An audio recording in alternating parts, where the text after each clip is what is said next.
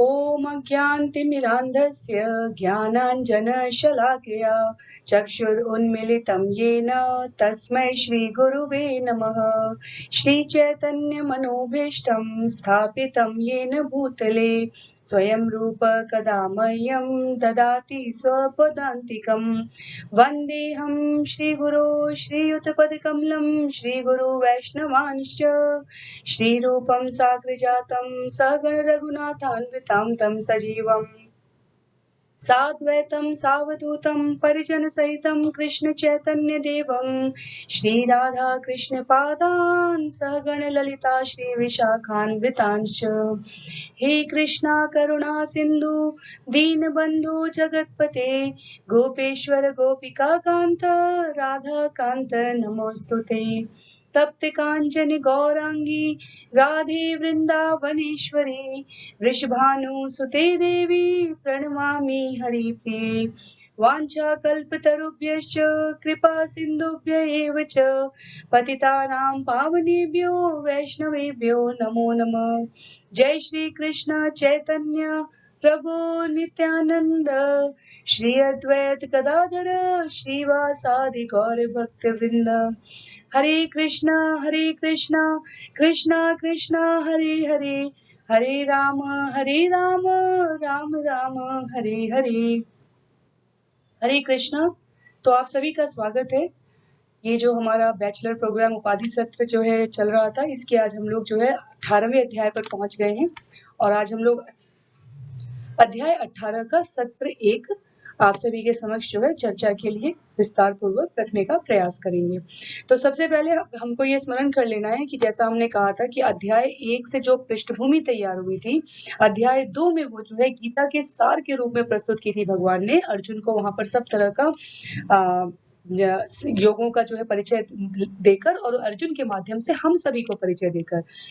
उसके पश्चात पूरे भगवत गीता का जो विश्लेषणात्मक अध्ययन आगे के अध्यायों में होता गया वो क्रम आते आते जब अध्याय 18 पे आता है, जिसे हम कहते हैं उपसंहार, संन्यास की सिद्धि, वास्तव में निष्काम कर्म करते हुए भक्तिमय जीवन जीते हुए जो जिसे हम कह सकते हैं कि संन्यास। और हमने अध्याय 3 और अध्याय 5 में देखा था, उसके बाद अध्याय 7 में भी देखा था, जहां भगवान ने अर्जुन के प्रश्न का उत्तर देते हुए बताया था कि निष्काम कर्म, भक्तिमय कर्म और संन्यास दोनों की अवस्था समान हो सकती है, लेकिन इसमें से कलयुग के प्राणियों के लिए या भगवान को जो अधिक प्रिय है, करने योग्य जो है वो भक्तिमय कर्म है। तो उसको करना अर्थात संन्यास के बराबर हुआ, लेकिन वो करना ज्यादा श्रेयस्कर है, क्योंकि संन्यास से जो है हृदय का शुद्धिकरण होगा ही कि नहीं, इसकी पूर्णतया गारंटी, इसका पूर्णतया हम कह सकते हैं कि हम इसका कंट्रोल नहीं ले सकते, लेकिन भक्तिमय कर्म करते हुए हम इसका कंट्रोल ले सकते हैं। तो मैंने ये विषय यहाँ पर इसलिए बताया क्योंकि अध्याय 2 में कहा गया गीता का सार है और अध्याय 18 में आकर उपसंहार हो रहा है। तो पूरे भगवत गीता के 18 अध्यायों में सबसे बड़ा अध्याय जो है वो हमारा ये आज का अध्याय 18 है। तो आप लोग मुझे 1 मिनट दीजिए, मैं स्क्रीन शेयर करती हूँ जी। तो हम लोग यहाँ पर आ गए हैं जहां पर हम ये समझेंगे कि अब भगवान ने पूरा ज्ञान अर्जुन को दिया, तो क्या भगवान उपसंहार करते समय क्या करने जा रहे हैं। जैसे नैरेटर है, कोई ड्रामा होता है, किसी प्रकार की लीला होती है, तो जब अंतिम उसमें पड़ाव में पहुंचता है तो वहां पर उसको क्या कहते हैं, कंक्लूजन, उसको जो है कंक्लूड कर रहे हैं, क्या कुछ भगवान ने बताया। इसीलिए आप देखेंगे कि कुछ कुछ बिंदु ऐसे हैं जो कि पिछले सत्रों में, पिछले अध्यायों में भगवान अर्जुन को बता चुके हैं, पर अर्जुन के मन मस्तिष्क में वो विस्तृत रूप में बना रहे और अर्जुन उसमें से कितनी बातों को अपने में समझ पाया है और कितनी बातें हम सबको ज्यादा ध्यान देने की आवश्यकता है। क्योंकि कोई बात अगर एक से बार ज्यादा बार कही जाती है तो इसका अर्थ ये होता है कि उसको ज्यादा जो है उसका महत्व ज्यादा है, उस पर ध्यान देने की आवश्यकता है। तो आप लोगों को अगर आवाज स्पष्ट सुनाई दे रही हो आज, तो आप लोग चैट बॉक्स में बता सकते हैं, क्योंकि कल के सत्र में हमने देखा कि जो है हमने अपनी तरफ से देखने के बाद प्रयास किया आवाज को पूरा सही रखने का, लेकिन कुछ तो तकनीकी होती है। अगर आवाज स्पष्ट आ रही है तो आप लोग बता सकते हैं। तो अब चलते हैं जो है अध्याय 18 पर, और हमेशा की तरह उससे पहले हम देख लेते हैं कि अध्याय 17 में भगवान ने क्या कहा। तो अध्याय 17 में, जिसे हमने श्रद्धा के विभाग के रूप में कहा था, हमें स्मरण है कि उसमें आहार को लेकर, यज्ञ को लेकर, तपस्या को लेकर, तप को लेकर और दान को लेकर, इन जो है जितने भी प्रकार के जो करणीय कर्म है जीवन में, जिनके बारे में हमें दुविधा हो सकती है या जिनके बारे में हमें क्या क्या श्रेष्ठता है, ये समझने का अगर हम प्रयास करना चाहेंगे तो भगवान ने उसको जो है प्रकृति के 3 गुणों के संसर्ग में आने से जीव को किस प्रकार के आहार को, यज्ञ को, तप को, दान को जीवन में स्वीकार करते हैं, उसको भगवान ने बहुत ही स्पष्ट रूप से व्याख्या की थी और हम लोगों ने उसी को विस्तार रूप में समझने का प्रयास किया था। उसके पश्चात आ जाते हैं श्लोक संख्या 1 से लेकर 6 तक में भगवान अध्याय 18 में जो है जो चर्चा हो रही है वो हो रही है कर्म योग द्वारा बंधन मुक्ति कैसे प्राप्त किया जाए। तो ये पूरा जो है अध्याय 1 से अध्याय 6 का सारांश जो है कहा जा रहा है कि वो श्लोक संख्या 1 से लेकर 12 तक में अध्याय 18 में बताने का प्रयास हुआ है। अध्याय 13 से 17 जिसे हम कहते हैं कि जो है ज्ञान खंड है, जहाँ कर्म के 5 अवयव बताए गए थे, जहाँ पर हमें अगर स्मरण हो तो हमने कहा था क्षेत्र कौन है, क्षेत्रज्ञ कौन है, और हमने जो है अधिदैव और अधिभूत और अधियज्ञ के बारे में चर्चा की थी। जो है भगवान ने अर्जुन को जो है स्पष्ट रूप में बताया था, ये शरीर को कर्म क्षेत्र कहा गया था, भगवान को, परमात्मा को जो है दैवज्ञ कहा गया था। वो सब अध्याय 13 से अध्याय 17 का जो है वो श्लोक संख्या 13 से 17 में है यहाँ पर इस अध्याय में। उसके पश्चात गुणों द्वारा सभी जीव और कर्मों का नियंत्रण हो रहा है। तो वो कौन से गुण है? वो गुण है हमारे प्रकृति के 3 गुण। ये जो भौतिक जगत है पूरा, ये जो है 3 गुणों में, सतोगुण, रजोगुण और तमोगुण में है। उसकी चर्चा जो है श्लोक संख्या 18 से 40 में हुई। ये विस्तृत व्याख्या है, ये विस्तृत जो है चर्चा है यहाँ पर, क्योंकि हम इन गुणों को समझ लेने के पश्चात हमारे जीवन में जो भी भ्रम होता है, क्योंकि पूरी भगवत गीता क्या है? ईश्वर, जीव, प्रकृति, काल और कर्म। तो ईश्वर और जीव की स्थिति तो हमें स्पष्ट हो चुकी है अब तक, कम से कम थ्योरेटिकल, फिलोसॉफिकल, सैद्धांतिक रूप से ही सही, हमें कम से कम पता है कि हम सब जो है परमात्मा के अंश हैं। हम सब क्वालिटी फॉर्म में, गुणात्मक तरीके से वही हैं, लेकिन हम क्वांटिटी, मात्रा के अनुपात में हम भगवान के बराबर नहीं है। और इसकी स्पष्ट तुलना किससे होती है? सागर की एक बूंद से और पूरे समुद्र से होती है। तो ईश्वर और जीव वहां हमें स्पष्ट हो जाता है। प्रकृति जो है, जिसे यहाँ पर श्लोक संख्या 18 से 40 में भी कहा जाएगा और जिसे हमने अध्याय 13 और 14 में समझा, प्रकृति क्या है, नेचर क्या है, चेतना क्या है और उसके गुण क्या है, वो जो है, और किस प्रकार गुणों के सानिध्य में आकर जीव, संसर्ग में आकर जीव किस प्रकार का व्यवहार करता है, कैसे गुण जो है मनुष्य को नियंत्रित करने में सक्षम होते हैं और कैसे हमें उनके ऊपर ट्रांसेंड करना होता है। हमें गुणों से ऊपर, सत, रज और तम से ऊपर शुद्ध स्तर तक पहुंचने का प्रयास करना होता है। वो जो है श्लोक संख्या 41 से लेकर 48 तक में, जहां वर्णाश्रम निर्धारित कर्तव्यों से शुद्धिकरण हो रहा है। तो भगवान ने जो है, अगर हमें याद हो तो अध्याय 4 में कहा था कि ये सारी जो वर्णाश्रम व्यवस्था है, ये मेरे द्वारा ही बनाई गई है। और ये क्या है? ये जो है गुण, कर्म और स्वभाव के अनुसार है। किस प्रकार के गुणों के संसर्ग में रहने से व्यक्ति किस प्रकार का स्वभाव ले आया है जन्म जन्मांतर से, और अब उसका किस प्रकार का स्वभाव बन चुका है, उस पर किस प्रकार प्रयास किया जाए कि वो इन गुणों से ऊपर उठकर शुद्धिकरण के स्तर तक पहुंचे। उसके बाद श्लोक संख्या 49 से 55, इन 6 श्लोकों में ब्रह्म स्थिति, गोपनीय ज्ञान की, बहुत ही सुंदर जो है ये श्लोक है हमारे, श्लोक संख्या 49 से 55 तक, वहां जो है गोपनीय ज्ञान की चर्चा होगी। 56 से 66 तक ये जो 11 श्लोक रहेंगे हमारे, इनमें कृष्ण भावना में कार्य कैसे करना चाहिए, शुद्ध भक्ति में कैसे भक्तिमय कर्म के तरीके से इस भौतिक जगत में तैरते हुए ऊपर निकल जाना है और कहीं पर गोते लगाने, डूबने की स्थिति में ना पहुंचे, इसको जो है वहां समझने समझाने का प्रयास किया गया है।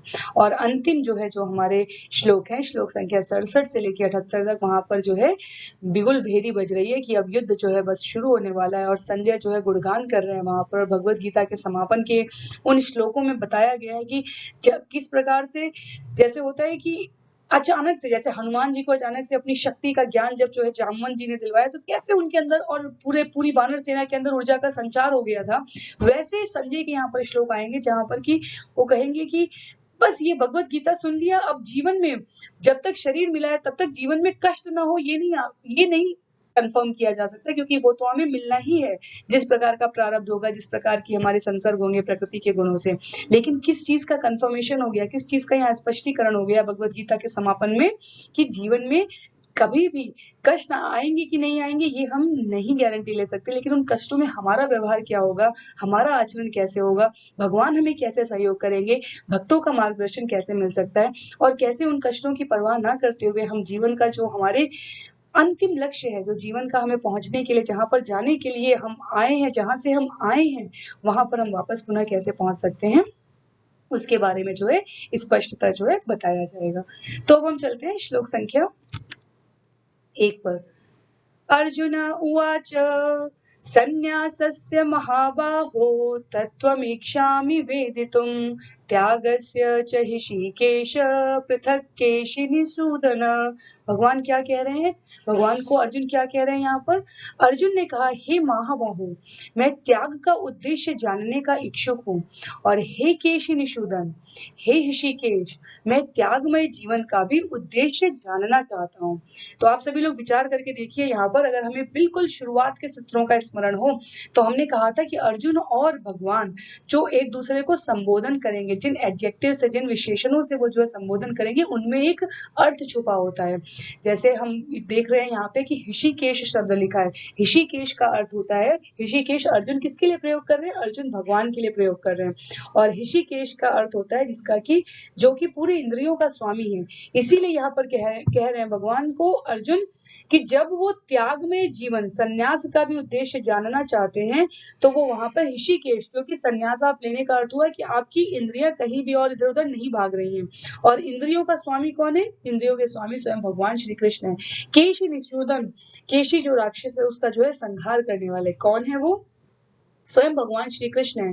तो भगवान को अर्जुन यहाँ पर अपने समक्ष जो है रख कर अपनी स्थिति बताने के लिए उनको उन विशेषणों से संबोधित कर रहे हैं। ये हमारे लिए बहुत हम कहेंगे कि बहुत महत्व का विषय है, क्योंकि जब भी हम जिससे भी वार्तालाप करें, जिस संबंध में करें, उसकी उस स्थिति के बारे में हम पूर्णतः आश्वस्त होने चाहिए कि ये जो है हम इनसे जिस प्रकार की अपनी गोपनीय वार्ता, अपने भाव जो है व्यक्त कर रहे हैं और इनके साथ शेयर कर रहे हैं, वो उसको अपने अंदर समा ले सकने में सार्थक होने चाहिए। तो आप जो है किसी भोगी से जो है संन्यास आश्रम के उद्देश्य की बात नहीं कर सकते, केवल उसी से कर सकते हैं। संन्यास का अर्थ क्या हुआ? जिसकी इंद्रियां संयम है, और इंद्रियों के स्वामी भगवान श्री कृष्ण हुए। और केश निषूदन मतलब जो जिस प्रकार से जो है इंद्रिय तृप्ति की इच्छा रखने वाले को जिस प्रकार से भगवान जो है अपने शस्त्र से जो है काट कर और जो है अपनी इच्छा शक्ति से उसे मार कर जो है फिर भी जो है रक्षा करते हैं, उसी प्रकार अर्जुन कह रहे हैं कि ये जो संन्यास आश्रम है, इसमें जीवन जीने का जो सबसे कठिन कह सकते हैं कि एक प्रकार से सबसे कठिन अवसर, सबसे कठिन हमारे लिए जो स्थिति होगी वो ये होगी कि इस दुर्जेय इंद्रियों को कैसे जीता जाए।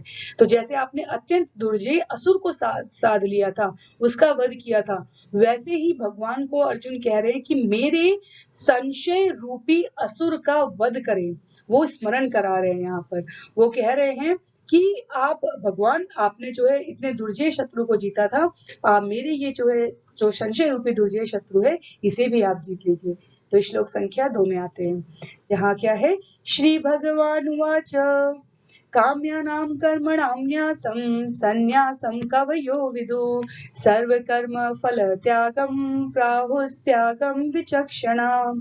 भगवान ने कहा, भौतिक इच्छा पर आधारित कर्मों के परित्याग को विद्वान लोग सन्यास कहते हैं, और समस्त कर्मों के फल त्याग को बुद्धिमान लोग त्याग कहते हैं।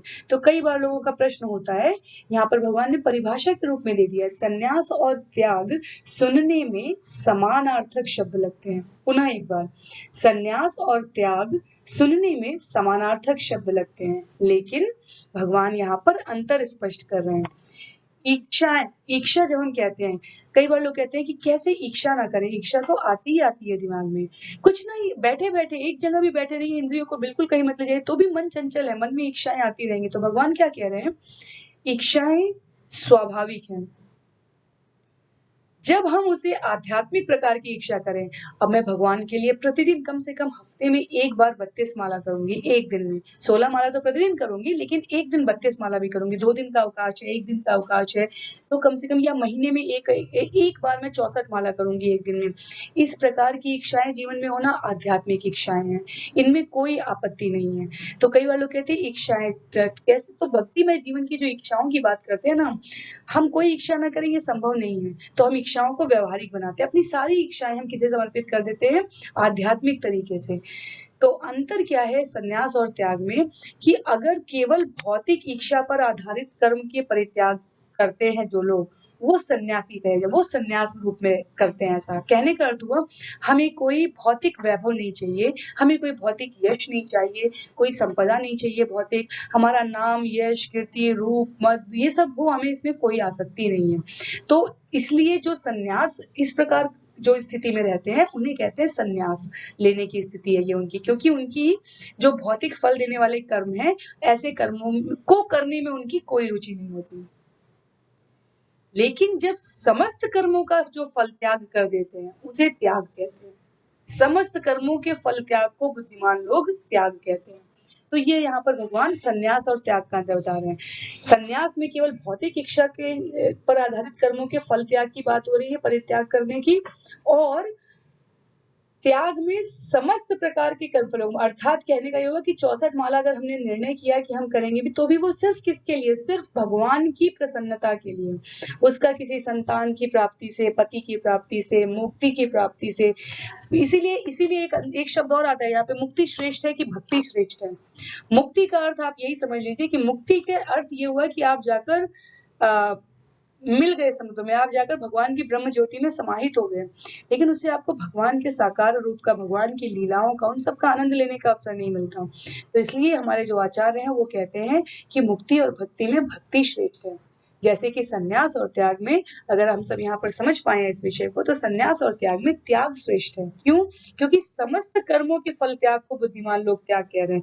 केवल भौतिक इच्छा पर आधारित कर्म फलों के त्याग को सन्यास कहा जा रहा है और समस्त कर्म फलों के त्याग को त्याग कहा जा रहा है। तो ये हमें अंतर स्पष्ट रखना चाहिए। अब त्याग के बारे में भगवान कहते हैं कि 2 प्रकार के मत हैं, 2 प्रकार के। श्लोक संख्या 4 में भगवान कह रहे हैं, निश्चयं शृणु मे तत्र त्यागे भरत सत्तम, त्यागो हि पुरुष व्याघ्र त्रिविध संप्रकीर्तित। हे भरत श्रेष्ठ, अब त्याग के विषय में मेरा निर्णय सुनो। हे नर शार्दूल, शास्त्रों में त्याग 3 प्रकार का बताया गया है। तो भगवान जो है कह रहे हैं कि त्याग के बारे में अलग अलग लोगों के अलग अलग प्रकार के मत हो सकते हैं, लेकिन जो मैं यहाँ पर बताने जा रहा हूँ इसे अंतिम माना जाना चाहिए। क्यों? क्योंकि लोगों के जो मत होंगे वो जो है वेदों पर आधारित होंगे, पुराणों पर आधारित होंगे सारे, लेकिन सारे जो वेद हैं वो भगवान द्वारा प्रदत्त जो विभिन्न विधान हैं वही हैं। तो वेदों का भी अंतिम लक्ष्य क्या है? वेदों का भी अंतिम लक्ष्य भगवान की इच्छाओं के बारे में जानना है, भगवान क्या चाहते हैं, भगवान क्या सोचते हैं, उसके बारे में जानना है। क्योंकि यहाँ स्वयं साक्षात रूप से भगवान उपस्थित है, अतः वो कह रहे हैं कि मेरा निर्णय सुनो। यहाँ पर इतनी चर्चाएं होती हैं, इतने शास्त्रार्थ होते हैं, इसमें मेरा मत क्या है उसे सुनने और समझने का प्रयास करो, और उसी के अनुसार भौतिक प्रकृति के 3 गुणों में से जिस गुण में त्याग किया जाएगा उसी के अनुसार मैं मत प्रदान करूंगा। क्या कह रहे हैं भगवान? यज्ञ दान तप कर्म न त्याज्यं कार्यमेव तत्, यज्ञोदानं तपश्चैव पावनानि मनीषिणाम्, एतान्यपि तु कर्माणि संगं त्यक्त्वा फलानि च कर्तव्यानीति मे पार्थ निश्चितं मतमनुतम निश्चितम मतम उत्तमम। यज्ञ, दान तथा तपस्या के कर्मों का कभी परित्याग नहीं करना चाहिए, उन्हें अवश्य संपन्न करना चाहिए। तो इन कर्मों का त्याग करने के लिए नहीं कहा जा रहा है, त्याग की बात हो रही है तो यज्ञ, दान और तपस्या करना है, ये हमारा कर्म है। इन कर्मों का त्याग नहीं करना है, इन्हें अवश्य संपन्न करना है। महात्माओं को भी शुद्ध बनाता है। तो कई बार लोग प्रश्न करते हैं ना, भगवान राम और कृष्ण आते हैं तो वो भी तो यज्ञ करते हैं, वो भी तो शिक्षा प्राप्त करते हैं, वो भी तो दान देते हैं, वो भी तो ऋषियों और मनुष्यों का जो है स्वागत सत्कार सम्मान जो है उनको करते हैं। इसमें किसी भी प्रकार की कोई त्रुटि नहीं है, क्योंकि भगवान जो यहाँ कह रहे हैं वो भगवान अपनी लीला में करके भी दिखा रहे हैं, वहां तक हमें कोई आपत्ति नहीं है। लेकिन क्या नहीं करना चाहिए वो भगवान बता रहे हैं। इन सारे कार्यों को किसी प्रकार की आसक्ति या फल की आशा के बिना संपन्न करना चाहिए। हे प्रथापुत्र, इन्हें कर्तव्य मानकर संपन्न किया जाना चाहिए, यही मेरा अंतिम मत है। तो यहाँ से हमारे जीवन का वो संशय समाप्त होता है जहाँ हम कहते हैं कि राम और कृष्ण तो मनुष्य थे, कई लोग आ जाते हैं कुतर्क करने के लिए, नहीं तो उन्हें भगवान की, उन्हें यज्ञ करने की क्या जरूरत थी, उन्हें दान करने की क्या जरूरत थी, उन्हें तप करने की क्या आवश्यकता थी। जबकि वो ये भूल जाते हैं कि ये जो है भगवान द्वारा स्वयं को किसी भी प्रकार के फलाकांक्षी होने के लिए नहीं किया जा रहा है, ये भगवान के द्वारा उदाहरण प्रस्तुत किया जा रहा है। हमें पता नहीं क्यों भगवान की मनुष्यों के इन कार्यों में इतनी शंका क्यों होती है। मैं अपने आसपास का आप लोगों से जो है जो सिनेरियो है वो शेयर करती हूँ। ऑलमोस्ट हर इंटरनेशनल बैंक में जो भी सीईओ होते हैं, सी लेवल के जितने भी मैनेजमेंट लेवल के लोग हैं, उनके लिए कहा जाता है कि उनके लिए भी साल में 21 दिन की ट्रेनिंग होती है, 3 हफ्ते की ट्रेनिंग होती है। बैंक टू बैंक ये वैरी कर सकती है। इसी प्रकार से आप कहीं भी देख लीजिए, जो पद में सबसे ऊपर के व्यक्ति होते हैं, वो स्वयं नीचे उतरकर जो है, जो सामान्य कर्मचारी कार्य करते हैं, वो करके दिखाते हैं। क्यों वो करके दिखाते हैं? वो एक आदर्श सेट करते हैं, आदर्श प्रस्तुत करते हैं कि जो कार्य सामान्य जनमानस कर रहा है, वो उनके लिए भी वो उनको करके दिखा के बताते हैं कि हम भी कर रहे हैं, हम इस व्यवस्था से अलग नहीं हैं। तो फिर भगवान के बारे में संशय क्यों करना?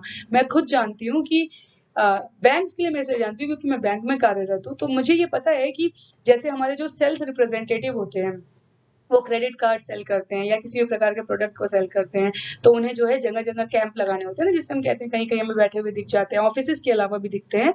तो कहा जाता है कि सीईओ के लिए 5 दिन तब उन्हें ये पता चलता है कि क्लाइंट एक्वायर करना, अपने कस्टमर्स का बेस बढ़ाना किसी भी कंपनी के लिए, किसी भी ऑर्गेनाइजेशन के लिए कितना महत्व का है। तो वो ये काम स्वयं उस पोज़ीशन से पे रहते हुए भी एक सामान्य एम्प्लॉयी की तरह करके दिखाते हैं। तो भगवान भी यहाँ पर हमारे लिए वही प्रस्तुत कर रहे हैं। भगवान क्या कर रहे हैं? भगवान कह रहे हैं कि जब मैं अगर मनुष्य के रूप में आया हूँ, तो जो बातें, जो कार्य मैंने मनुष्यों को करने के लिए कहा है, वो मैं भी स्वयं करके दिखाऊँगा ताकि लोगों को स्पष्ट रहे, दुविधा ना रहे। हम हमेशा इसके लिए एक ही उदाहरण देते हैं कि जिसने मशीन बनाई है, वो उस मशीन का इंजीनियर जो है, वो उस मशीन के सारे पुर्जों के बारे में सबसे अच्छे से जानता है। तो जब वो डेमो देता है, तो हम कितने भी क्वेश्चन्स कर सकते हैं। इसी तरह ये सृष्टि, ये ब्रह्मांड, इसके रचयिता भगवान स्वयं हैं। और जब वो भगवान लीला करने के लिए आते हैं धरती पे, तो वो स्वयं बता रहे हैं करके। लेकिन जो ध्यान देने वाली बात है वो ये है कि उसमें वो स्पष्ट रूप से कहते हैं कि आसक्ति या फल की आशा के बिना संपन्न करना चाहिए। कैसे कई लोगों का प्रश्न होता है कि फिर जो है मैं ऐसे ही कह रही हूँ, आप लोग जो है, आप लोग सब सुधी लोग हैं, लेकिन अगर प्रश्न की बात करें कि अगर यज्ञ, तप और दान जो है ये सब बिना फल के करना चाहिए, तो हम कहते हैं कि पहले लोग पुत्र कामेष्टि यज्ञ करवाते थे। जैसे भगवान राम भी पैदा हुए क्योंकि दशरथ जी ने जो है यज्ञ किया। हमें ये समझने की बहुत आवश्यकता है कि जो यज्ञ हमारे शास्त्रों में, अगर आप उदाहरणों से भी देखेंगे तो यज्ञ राजा दशरथ ने भी किया था। यज्ञ हमारे नंद बाबा यशोदा मैया ने भी किया था। जब राक्षस आने लगते हैं बहुत सारे, जो है गोकुल से वृंदावन आने के बाद भी राक्षस आते हैं, तो आचार्य कहते हैं उनको कि कान्हा की रक्षा करने के लिए नारायण का, विष्णु का जो हमें यज्ञ करना चाहिए। इन यज्ञों में, और जो इंद्र की पदवी प्राप्त करने के लिए बलि करते हैं, या जो है जो हमारे युधिष्ठिर महाराज ने यज्ञ किया है, ये इन यज्ञों का फल उसी प्रकार का है। अर्थात कहने का ये होगा कि दशरथ और कौशल्या, कैकेयी, सुमित्रा या नंद बाबा या यशोदा मैया, ये जब यज्ञ करते हैं तो इनके जीवन में यज्ञ के माध्यम से इन्हें भक्ति स्थापित करनी है। इन्हें भगवान अपने स्वयं घर में चाहिए, इन्हें इसके लिए वरदान प्राप्त हुआ है, ये इस लीला के पात्र कहे जाते हैं। तो इनके यज्ञ का जो फल था, जो आशा थी, वो अपनी भौतिक संपन्नता में वृद्धि करना नहीं था। इनके यज्ञ का फल था कि ये चाहते थे कि इनके जीवन में इतनी भक्ति प्रगाढ़ हो चुकी है कि अब इनके जीवन में भगवान आ जाएँ, इसलिए इनका यज्ञ हुआ था। लेकिन वहीं पर अगर हम देखें कि यज्ञ जो है हम राजाओं के सामने अश्वमेध यज्ञ करके श्रेष्ठता स्थापित करने जा रहे हैं, या इंद्र की पदवी प्राप्त करने के लिए हम जो है यज्ञ कर रहे हैं, जैसे बलि ने किया था, उसमें फल की आकांक्षा है। तो भगवान की प्राप्ति के लिए किए गए यज्ञ वो भक्तिमय हैं, और जो किसी भी स्तर के भौतिक संपदा को, भौतिक प्रगति में अग्रसर होने के लिए सहायक यज्ञ हैं, वो जो है आशा युक्त संपन्न है। तो आशा मुक्त और आशा युक्त संपन्न यज्ञों का ये अंतर है। इसलिए जब भी कोई कहे कि जो है दशरथ ने क्यों यज्ञ किया, या नंद बाबा, यशोदा मैया क्यों भगवान की मंगल कामना के लिए व्रत करती थी, तो उसका भाव ये है कि वो उनकी भक्ति की को और प्रगाढ़ करने के लिए था। तो इसको इस प्रकार हमें समझने का प्रयास करना चाहिए। अब भगवान 3 गुणों में त्याग बताएंगे। नियतस्य तु संन्यास कर्मणो नोपपद्यते मोहात् तस्य परित्याग तामस परिकीर्तित। दुःखमित्येव यत्कर्म कायक्लेशभयात् त्यजेत् स कृत्वा राजसं त्यागं नैव त्यागफलं लभेत। निर्दिष्ट कर्तव्यों को कभी नहीं त्यागना चाहिए। यदि कोई मोहवश अपने नियत कर्मों का परित्याग कर देता है तो ऐसे त्याग को तामसी कहा जाता है। जो व्यक्ति नियत कर्मों को कष्टप्रद समझकर या शारीरिक क्लेश के भय से त्याग देता है, उसके लिए कहा जाता है कि उसने यह त्याग रजोगुण में किया है। ऐसा करने से कभी त्याग का उच्च फल प्राप्त नहीं होता। तो निर्दिष्ट कर्तव्यों को कभी नहीं त्यागना चाहिए। जैसा कि ये चर्चा जो चल रही है, ये यही बताने के लिए चल रही है। हमें कौन से कर्म करने हैं? हमें शास्त्र में वर्णित कर्म करने हैं। हमें किसके मार्गदर्शन में करने हैं? गुरु के मार्गदर्शन में करने हैं। हमें किसके संग करने हैं? हमें भक्तों के संग करने हैं। अब इन निर्दिष्ट कार्यों को अपने मोहवश नहीं त्याग सकते, अन्यथा इसे तामसी कहा जाएगा। जैसे कि अगर हमें इंद्रियों का सुख भोगना है तो 4 वर्णाश्रम में, गृहस्थ आश्रम में कहा गया है कि कुछ हद तक इंद्रिय भोग की आपको उपलब्धता कराई गई है।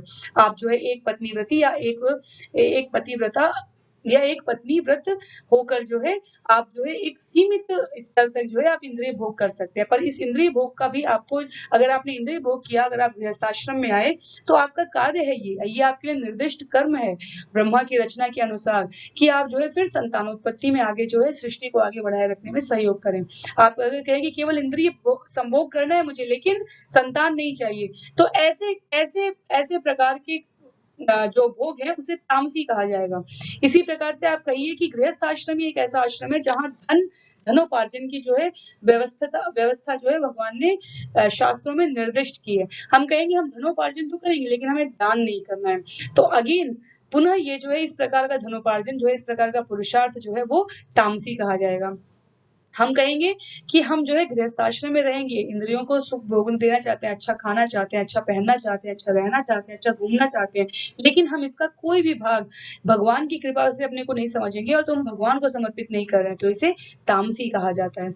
तो जब नियत कर्मों को कष्टप्रद समझकर या शारीरिक क्लेश के भय से त्याग दिया जाता है तो इस त्याग को हमने रजोगुण कहा। कहने का अर्थ यह हुआ, हमने कहा आज तो बहुत गर्मी है या आज बहुत सर्दी है या आज बहुत जो है भूख लगी है इसलिए ऑफर नहीं करते हैं, तो सर्दी और गर्मी है इसलिए आज मंदिर दर्शन नहीं करते हैं या हम पुस्तकों का स्वाध्याय नहीं करते हैं। तो शारीरिक क्लेश के भय से या कष्टप्रद समझकर उसे त्याग देना ये रजोगुण होता है। इसीलिए कहा जाता है कि जब जैसे आप समझ सकते हैं इसको इस प्रकार से कि जैसे रिश्वत लेना हुआ, हम कहेंगे कि अरे कौन, पूरे ऑफिस में सब तो ले रहे हैं, सिर्फ एक मैं ही नहीं लेने से कोई वो थोड़े ही कहा जाऊंगा, बल्कि लोग मुझे और मेरी स्थिति जो है बहुत कंफर्टेबल नहीं रहेगी, बहुत आरामदायक नहीं रहेगी ऑफिस में, तो क्या होगा, कष्टप्रद है कि सब ले रहे हैं और मैं ना लूं।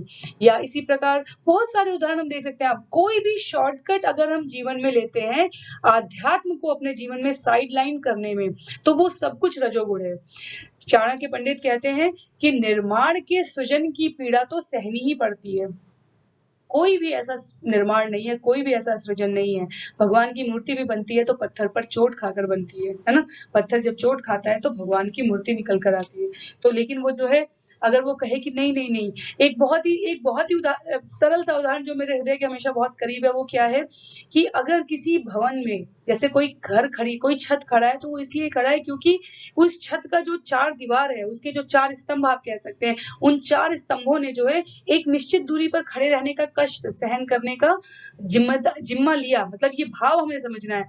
जैसे हम कह दें तो वो अगर वो चारों पिलर कह दें नहीं नहीं नहीं, हम एक दूसरे से बिल्कुल अलग नहीं होंगे, हमें तो साथ साथ ही रहना है, तो क्या कोई छत कभी खड़ी हो सकती है? नहीं हो सकती है। तो उस प्रकार से जीव की स्थिति होती है। अगर जो है चैतन्य महाप्रभु ने नित्यानंद प्रभु और गदाधर पंडित को जो है जगन्नाथपुरी से जो है पश्चिम बंगाल में वापस भेजा था, पश्चिम बंगाल नहीं बंगाल था उस समय, तो कि बंगाल में भेजा था कि जाओ और हरिनाम का प्रचार करो, तो जो है वो कहते नहीं नहीं नहीं, मुझे तो आपके चरणों में ही रहना है भगवान, मुझे कहीं नहीं जाना है। ऐसा नहीं होता है। तो इसीलिए जो मनीषी कहे जाते हैं वो सब भगवत लोक से उतर कर आते हैं हम जीवों का कल्याण करने के लिए, हमें उस पाठ को पढ़ाने के लिए। वो अपने स्वयं के कष्ट को जो है कमतर कर देते हैं, लेकिन वो मानव मात्र के कल्याण के लिए, भगवान का बड़ा काम करने के लिए वो जो है जीवन में अपने शारीरिक क्लेश के भय को अपने जीवन से त्याज्य कर देते हैं। और जो ऐसा नहीं कर पाते वो रजोगुण में कहे जाते हैं। क्यों? क्योंकि आपको कोई उच्च फल नहीं मिलेगा। पिलर्स कहेंगे कि हम एक साथ रहेंगे तो छत नहीं बनेगी। जैसे पहले लोग जो है अभी भी देख लीजिए, माता-पिता बच्चों को दूर पढ़ने के लिए भेजते हैं या नौकरी व्यवसाय के लिए दूर रहते हैं, समय-समय पे मिलते-जुलते हैं। ये सही है या गलत है, ये नहीं कहा जा रहा है। कहा ये जा रहा है कि किसी भी प्रकार के निर्माण के लिए सेल्फलेस तरीके से कहिए, चाहे स्वार्थ से कहिए या स्वार्थ रहित तरीके से कहिए, कष्ट तो होना ही होना है और भौतिक जगत में तो रहने पे कष्ट होगा ही। तो हमें ये चूज़ करना चाहिए अपने जीवन में कि हमें किस प्रकार के कष्ट को धारण करना है। अगर आध्यात्म का जीवन जीने में, शास्त्रोनुमोदित जीवन जीने में अगर थोड़ा बहुत कष्ट भी होता है, तो वो कष्ट हमारे लिए श्रेयस्कर है, बजाए इसके कि अपने निर्दिष्ट कर्मों को हम करना छोड़ दें और जो है किसी भी प्रकार के कष्ट के भय से उसको त्याग दें। तो उससे हम जो है लोअर कैटेगरी में पहुँच जाते हैं, उससे हम रजोगुण में पहुँच जाते हैं, हम सतोगुण में नहीं रहते हैं। तो उच्च फल प्राप्त नहीं होता। चंद्रगुप्त को जो है चाणक्य पंडित ने जो है कितने प्रकार के जीवन में जो है कष्टों की ओर पहले से ही जागृत कर दिया था कि मिलेगा तुम्हें ये कष्ट। छत्रपति शिवाजी हो गए हमारे, जितने भी हम याद कर सकते हैं दूर-दूर तक, वो अपने सुख के लिए एक जगह पर नहीं बैठे। श्रील प्रभुपाद स्वयं पूरा जीवन साधना में निकला है। 69 इयर्स की एज में जब लोग सोचते हैं कि अब रिटायरमेंट हो गया, अब एक जगह बैठेंगे, कहीं मंदिर में, कहीं आश्रम में, कहीं किसी धाम में, किसी एक शहर में, एक मकान में करके, तब वो इतनी अपनी एस्टैब्लिश्ड जो वृंदावन के मंदिर में जो है अपना वो राधा दामोदर के मंदिर में जो है रह रहे थे, वहां से निकलते हैं कि अब मैं जगत में जो है हरिनाम का प्रचार करने का प्रयास करूंगा। तो हमें भी अपने जीवन में ये समझने की आवश्यकता है कि अगर कष्ट आ रहे हैं तो वो उनका डायरेक्शन क्या है, उनकी दिशा क्या है। और अगर वो हम सिर्फ इस भय से त्याग दें कि हमें जो है शारीरिक क्लेश होगा, तो हमें ऐसा त्याग जो है श्रेष्ठतम नहीं बनाएगा, वो हमें सिर्फ रजोगुण में ही रखेगा। उसके पश्चात इसी को विस्तार रूप में भगवान कह रहे हैं श्लोक संख्या 9 और 10 में। क्या कह रहे हैं भगवान?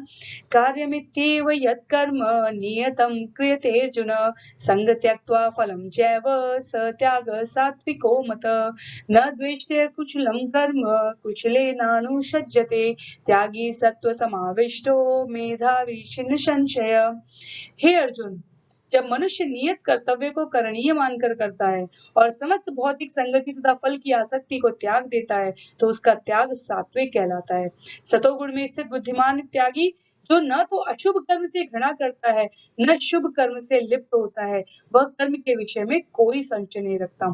तो ये उच्च स्थिति के बारे में यहाँ पे बताया जा रहा है। यहाँ क्या कहा जा रहा है? नियत कर्तव्य को करणीय मानकर, ये हमारे द्वारा किया जाना चाहिए, ऐसा मानकर जो कर्म करता है, भौतिक संगति तथा फल की आसक्ति को त्याग देता है। अर्थात केवल जब जो है एयर कौन रहेगा, जब मौसम सुहावना रहेगा, तभी हम भगवान का नाम जप करेंगे, तभी हम मंदिर में जाकर सेवा करेंगे, तभी हम जाकर जो है सड़क पर जो है पुस्तकों का वितरण करेंगे, तभी हम जाकर हरिनाम का प्रचार करेंगे। ऐसा नहीं है। हरिनाम का प्रचार जितनी हमारी सांस है, जब तक हम भगवान के बारे में श्रेष्ठ गायन कर सके, वाचन कर सके, हमें करने का प्रयास करना चाहिए। ऐसा जिसका भाव होता है वो सात्विक में होता है। और सात्विक में रहने वाले बुद्धिमान त्यागी, त्यागी अर्थात समस्त कर्म फलों के त्याग को श्लोक संख्या 2 में भगवान ने बताया है हमें। तो समस्त कर्म फलों के त्याग को करने वाला जो बुद्धिमान त्यागी है, वो ना तो अशुभ कर्म से घृणा करता है, न शुभ कर्म से लिप्त होता है। अशुभ और शुभ का अर्थ यहाँ पर हम ऐसे समझ सकते हैं, कई बार जीवन में, व्यवहार में, प्रकृति में हमें कहा जाता है कि जैसे जो व्यवसाय हुआ, जो पति या पत्नी मिलते हैं, जो संबंधी मिलते हैं, जो आस-पास की परिस्थितियाँ होती हैं, वो हमारे लिए अनुकूल नहीं हो सकती। हो सकता है कि हमें जो है वो हमारी भक्ति में सहायक ना हो रही हो, लेकिन जो भक्त की कैटेगरी में जीव पहुंच चुका होता है, बुद्धिमान त्यागी बन चुका होता है, वो ये समझता है अच्छे से कि ये जो है मेरे प्रारब्ध के अनुसार है, मुझे इसमें विचलित होने की आवश्यकता नहीं है। और अगर सब कुछ अच्छा है तो मुझे इसमें बहुत ज्यादा रम जाने की, डूब जाने की आवश्यकता नहीं है। दोनों में ही मुझे समभाव धारण करना है। कर्म के विषय में एक जो बुद्धिमान त्यागी व्यक्ति है, उसको जीवन में कोई संशय नहीं होता, ये करना है या ये नहीं करना है। क्यों? क्योंकि वो इन किसी भी प्रकार के कर्म को शास्त्र के लेंस से देखता है, और जब वो ऐसा करता है तो उसको जो है जीवन में किसी भी प्रकार का संशय नहीं होता है। तो भगवान अर्जुन को क्या स्पष्ट करना चाह रहे हैं? भगवान अर्जुन को बताना चाह रहे हैं कि व्यवहारिक रूप से समस्त कार्यों का परित्याग कर पाना असंभव है। विचार करके देखिए, हम सब कोई नहीं कह सकता, अगर हम कहें कि नहीं नहीं नहीं, अब तो हम केवल हरिनाम ही जप कर रहे हैं और कोई हमें भोजन नहीं प्राप्त हो सकता किसी प्रकार से, ये बात सत्य है अपनी जगह कि भगवान कभी भूखा नहीं रहने देंगे, लेकिन उसके लिए भी हमें एक प्रकार का कम से कम अगर वो भोजन भी हमारे सामने आ गया, तो उसको खाने का कर्म तो हमें स्वयं ही निर्वहन करना है। भगवान कहते हैं कर्म करिए क्योंकि आप आ चुके हैं, आपने ये जगत चुना था आने के लिए, लेकिन इनमें आसक्ति मत रखिए। कर्म को धार्मिकता के साथ निर्वहन करते हुए इनमें किसी भी प्रकार की आसक्ति मत रखिए। उससे क्या होगा कि परिणाम स्वरूप या तो अनुकूल प्रतिक्रियाएं मिलेंगी या तो प्रतिकूल मिलेंगी, लेकिन क्योंकि हम उसके फल को स्वयं धारण ना करके भगवान को समर्पित करके रखेंगे, तो हम उनके अधीन नहीं होंगे। उनसे मिलने वाली प्रतिक्रियाओं से हम पूरी तरीके से मुक्त रह सकते हैं। इतनी बातें इधर-उधर कहने का सार रूप एक ही है, वो क्या? जब व्यक्ति मतलब जीव ईश्वर के साथ अपने संबंधों को जानते हुए कर्म करेगा, तो वह सदैव मुक्त हो जाएगा। सरलता यही है। सब पूरे पूरे ज्ञान की पूरे चर्चा की पूरे 18 अध्यायों की 60, 70, 80 सेशन जो है डिप्लोमा और बैचलर मिला के जो अब तक हम लोग कर चुके हैं साथ-साथ, इसकी पूरी ज्ञान की श्रेष्ठता यही है। मैं जो पुनः मैं इसलिए कह रही हूँ बार-बार ताकि हमें पता रहे कि कौन-सा कॉन्टेक्स्ट कहाँ पर था। मैं भगवान का सेवक हूँ, मैं उनका अंश हूँ, उनके द्वारा निर्दिष्ट कार्यों को करना मेरी गति है और मैं इस पूरे कर्मों का फल भगवान को समर्पित करता हूँ। ये 4 पंक्तियां हमें जीवन में किसी भी भवसागर से मुक्ति दिलाने के लिए पर्याप्त है। और हमें उस समय ऐसा करते समय फिर हमारे जीवन में कर्मों को लेकर कोई दुविधा भी नहीं होती है। ऐसा क्यों, वैसा क्यों?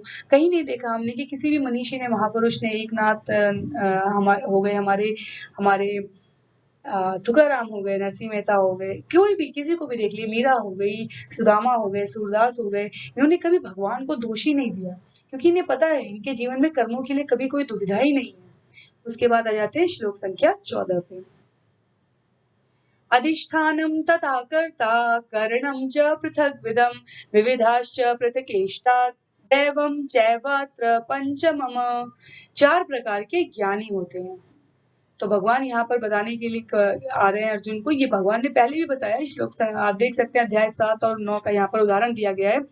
कर्म का स्थान अर्थात यह शरीर, कर्ता, विभिन्न इंद्रियां, अनेक प्रकार की चेष्टाएं तथा परमात्मा, ये 5 कर्म के कारण हैं। भगवान यहाँ पर अर्जुन को जो है ये क्यों बताने की कोशिश करें, भगवान ये कह रहे हैं कि कर्म क्षेत्र अगर हमें याद हो, कर्म का स्थान तो ये शरीर हुआ, कर्ता कौन है? जो हमारे अंदर जो है आत्मा बैठी है। विभिन्न इंद्रियां, पंच ज्ञान इंद्रिय, पंच कर्म इंद्रिय, उसके बाद 6 स्थूल जो है हमारे मन बुद्धि अहंकार। तो इस प्रकार से जो हमारे 23 तत्व है, महत्त्व मिला के 24 तत्व है। विभिन्न इंद्रियों की बात हो रही है, तो ज्ञान इंद्रिय और कर्म इंद्रियों को यहाँ पर हम समझ लेते हैं, और मन को छठी इंद्रिय कहा गया है, तो उसको मिला के इस प्रकार 11 इंद्रिया कह सकते हैं। अनेक प्रकार की चेष्टाएं अर्थात इच्छाएं तथा परमात्मा। तो किसी भी प्रकार के कर्म के ये जो है कारण जो है 5 जो है ये कर्म के कारण हो जाते हैं। अब आगे भगवान कह रहे हैं, शरीर वांग मनोभिर्य कर्म प्रारभते नर न्याय्यं वा विपरीतं वा पंचयते तस्य हेतव तत्रैवं सति कर्तारम् आत्मानं केवलं तु यः पश्यत्य कृतबुद्धित्वान् न स पश्यति दुर्मति। मनुष्य अपने शरीर, मन या वाणी से, 3 चीजें हैं, मनसा वाचा कर्मणा, शरीर से, मन से या वाणी से जो भी उचित या अनुचित कर्म करता है, वह इन 5 कारणों के फल स्वरूप होता है। कौन से थे 5 कारण? 5 कारण थे मनुष्य का कर्म क्षेत्र, कर्ता, विभिन्न इंद्रियां, चेष्टाएं तथा परमात्मा। तो जो इन 5 कारणों को कारण न मानकर केवल अपने आप को ही एकमात्र कर्ता मानता है, वह निश्चय ही बहुत बुद्धिमान नहीं होता और वस्तुओं को सही रूप में नहीं देख सकता। तो भगवान ने श्लोक संख्या 15 और 16 में, क्योंकि अभी उपसंहार चल रहा है ना, तो 2-2 श्लोकों को ये जो साथ में हम रख रहे हैं, हम ये दिखा रहे हैं कि भगवान दिखा रहे हैं सिक्के का ये पहलू भी है, सिक्के का ये पहलू भी है।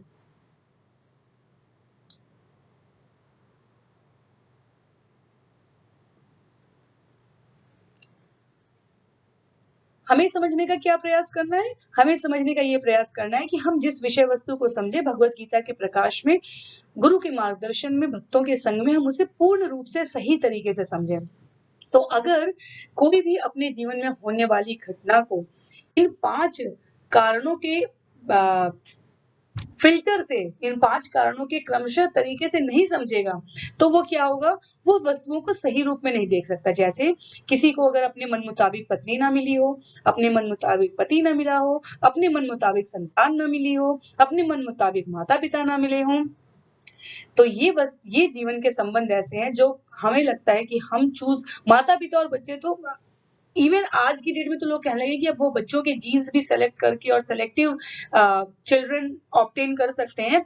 साइंस इस चीज़ को किसी भी तरीके से कहे, लेकिन कम से कम जो बच्चा पैदा हो रहा है, जिसे हम जीव कह सकते हैं, हम कहते हैं शास्त्र के भाषा में, और हमारा जो आज का जीव विज्ञान है, वो उसे सिर्फ एक प्रोसेस, एक प्रक्रिया मानता है। उसके पास तो इस बात का चॉइस नहीं ही है कि वो अपने माता-पिता चूज़ कर सके। हम सबको अपने माता-पिता चूज़ करने का अधिकार सामने से नहीं दिखता। अगर हम कहें कि वो कर्मों का और प्रारब्ध का और कर्म की गूढ़ गणना का प्रभाव है, तो वो एक अलग विषय है। लेकिन एक बार उपलब्ध हो जाने के पश्चात चाणक्य पंडित कहते थे कि हमारे जीवन में 3 चीज़ों को लेकर कभी संताप नहीं होना चाहिए। हमें जो पति या पत्नी मिले हैं, हमें जो जीवन में माता या पिता मिले हैं, हमारे प्लेट में जो भोजन आता है, उसको लेकर हमारे जीवन में कभी भी वो सामने जो भोजन आया, एक बार आने के बाद हमें उसके जीवन में कभी किसी प्रकार का क्षोभ नहीं होना चाहिए। पर अगर हम इस प्रकार से नहीं देखें, उसी को अध्यात्म कहता है, उसी को हमारे भगवान जो है अर्जुन के माध्यम से हमें बताने के लिए कहते हैं कि अगर हम उनको सही रूप में नहीं देख रहे हैं, तो हम बहुत बुद्धिमान नहीं है। क्यों? क्योंकि हम कोई ना कोई कंपोनेंट मिस कर दे रहे हैं। हम क्यों मिस कर दे रहे हैं? क्योंकि केवल हमारी इच्छाओं से सब कुछ नहीं हो सकता। जो 5 तत्व हैं, उनमें इच्छाएँ हैं।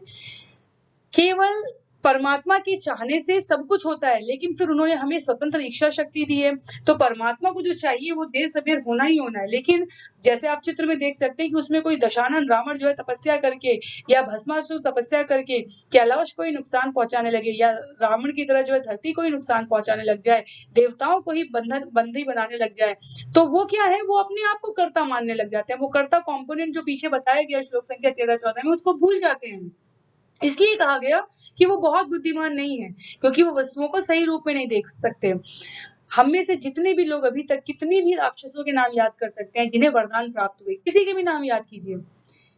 उन सबको आशीर्वाद देने वाले कौन है? या तो ब्रह्मा जी हैं, या तो विष्णु हैं, और या तो ब्रह्मा जी हैं, या तो शंकर जी हैं। और जब भी इन्होंने वरदान मांगे और इन्होंने कहा कि मुझे अजन्मा होना है, मेरी मृत्यु ना हो सके, तब कहा है ब्रह्मा जी ने और शिव जी ने कि ये संभव नहीं है। फिर भी वो चेष्टा करते हैं कि वो केवल तपस्या के माध्यम से सृष्टि का जो नियम है उसके पार जा सकते हैं। तो वो किस प्रकार के वरदान मांगते हैं? ना मैं दिन में मरूं, ना मैं रात में मरूं, ना सुबह मरूं, ना शाम मरूं, ना मैं किसी अस्त्र से मरूं, ना शस्त्र से मरूं, ना मनुष्य से मरूं, ना पशु से मरूं, ना घर के बाहर मरूं, ना घर के अंदर मरूं। जितना कॉम्बिनेशन बुद्धिमान होने के लिए वो लोग दिखाने का प्रयास करें, हिरण्यकशिपु जैसे कि, तो वो प्रयास करते हैं।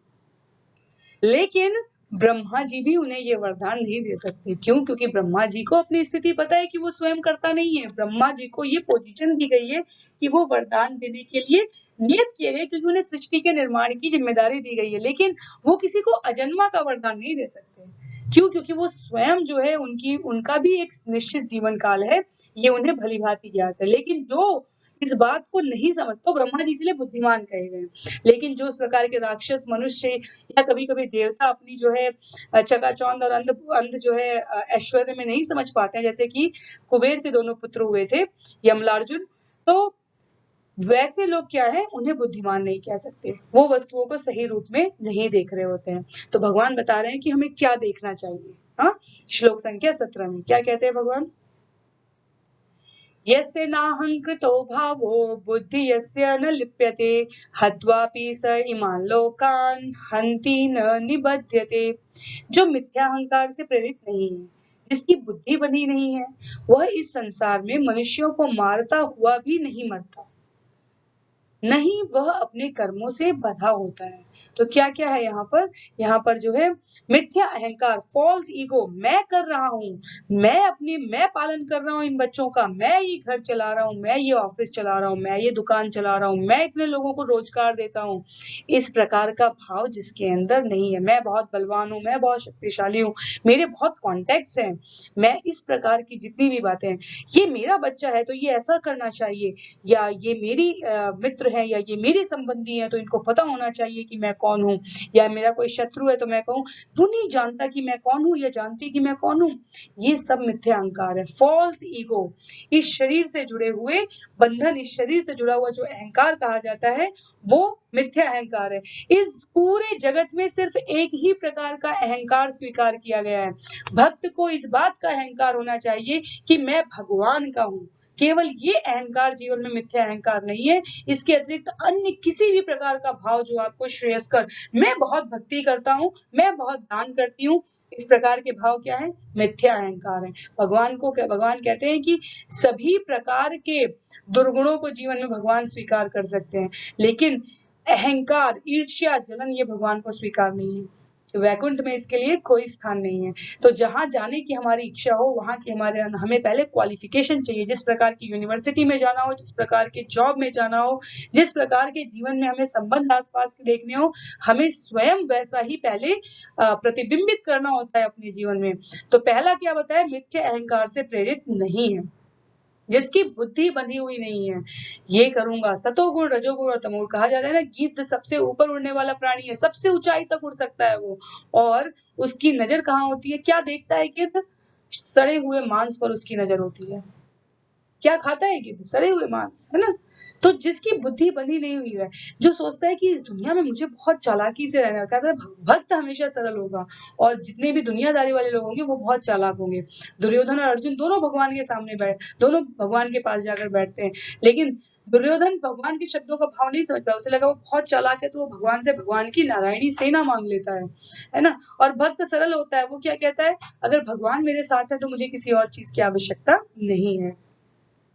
उसके बाद है, वह इस संसार में मनुष्यों को मारता हुआ भी नहीं मरता।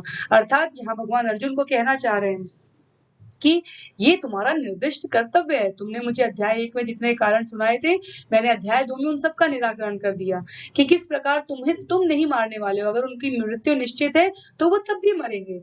और हम अनेकों उदाहरण अपने जीवन में आसपास ऐसा देखते हैं, जहां जिसकी मृत्यु जिस प्रकार से लिखी गई है उसकी वही प्रकार से होगी, चाहे वो कहीं भी हो जाए, कहीं भी बैठ जाए जाके, कहीं भी छुप जाए जाकर। तो भगवान ने कह रहे, संसार में मनुष्यों को मारता हुआ भी नहीं मरता है। एज अ प्रजापालक के रूप में अर्जुन की स्थिति ये थी कि अगर प्रतिपक्ष जो दुर्योधन का पक्ष था, वो सेना वो जीत भी जाता अगर, तो भी क्या वो प्रजा के लिए उतना ही हितैषी होता? नहीं था। हमेशा चर्चा आती है कि दुर्योधन और युधिष्ठिर में जनता को युधिष्ठिर अधिक प्रिय थे। क्यों? क्योंकि उनके अंदर धर्म परायणता थी। तो मारने का, हम जब अगर हमें, जैसे सैनिक मार रहा है, जैसे कोई पुलिस के उस पे है, जैसे कोई जज की पोजीशन पे है, उनकी जिम्मेदारी है, उनका कर्तव्य, उनकी अथॉरिटी है कि उन्हें पापियों को, जिन्होंने गलती की है उनको दंड देना है, और जो अच्छे लोग हैं उन्हें प्रोटेक्ट करना है। तो ये नहीं कह सकते कि नहीं मैं तो अहिंसावादी हूँ। किसी जज के निर्णय से ही किसी को जो है मृत्यु दंड दिया जाता है या कारागार दंड दिया जाता है। किसी की जान बचाते हुए या अपने देश की रक्षा करते हुए सैनिकों द्वारा जो गोली चलाई जाती है, उसमें कहीं से भी कहीं तक ये बात है कि वो मार रहे हैं, वो क्या कर रहे हैं? वो अपने कर्मों का वहन कर रहे हैं। इसीलिए कहता है कि धर्म का मर्म समझने की आवश्यकता है हमें, और वो हमें देखिए यहाँ भगवद गीता से प्राप्त हो रहा है। ना ही वह अपने कर्मों से बंधा होता है। तो किन कर्मों की बात हो रही है? उन कर्मों की बात हो रही है जो कि निर्दिष्ट रूप से शास्त्र में करने योग्य कहे गए हैं।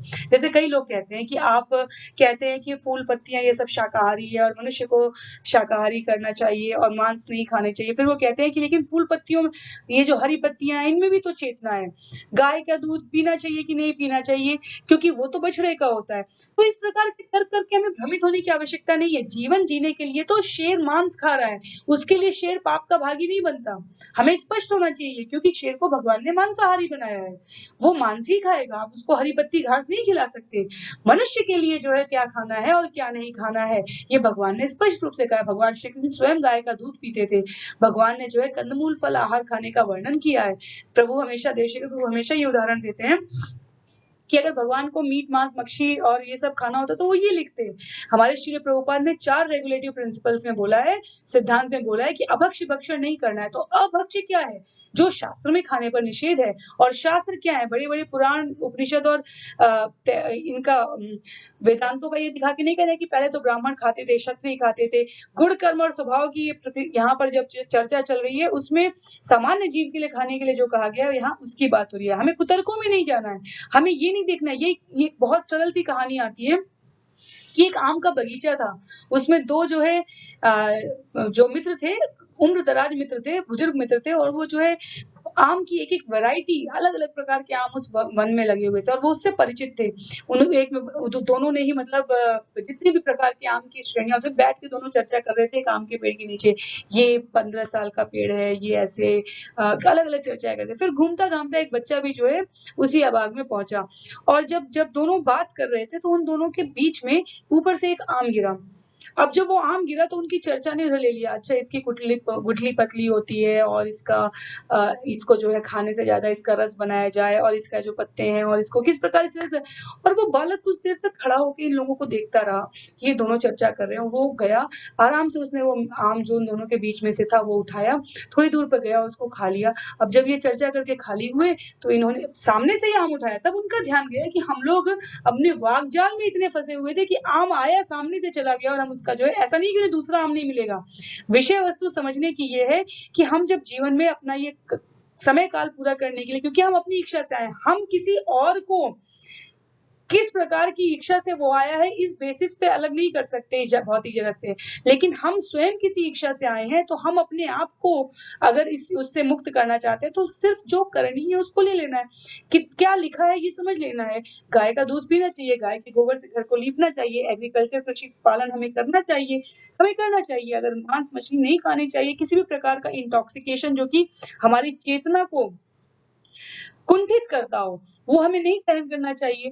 तो ये सब जो सिद्धांत है, ये सब जो बातें हैं, ये जो है बताई करणीय बातें हैं, और इसको जीवन में बाँधना है। तो उससे क्या होगा, हम कर्मों से नहीं बंधेंगे, क्योंकि हम उनको ध्यान में रखते हुए कार्य करेंगे। तो इसी को व्यावहारिक रूप से कहा जाता है कि जो व्यक्ति कर्म के उपकरणों का मतलब इंस्ट्रूमेंट्स हो गए, कर्म के उपकरण कौन-कौन है, किस प्रकार से कर्म करना है, कर्ता रूप में अपने को तथा परम निर्देशक के रूप में परमेश्वर को मानता है, वह प्रत्येक कार्य को पूर्ण करने में सक्षम होता है। तो कर्ता रूप में अपने को रखने का अर्थ शरीर को रखने की नहीं बात हुई है।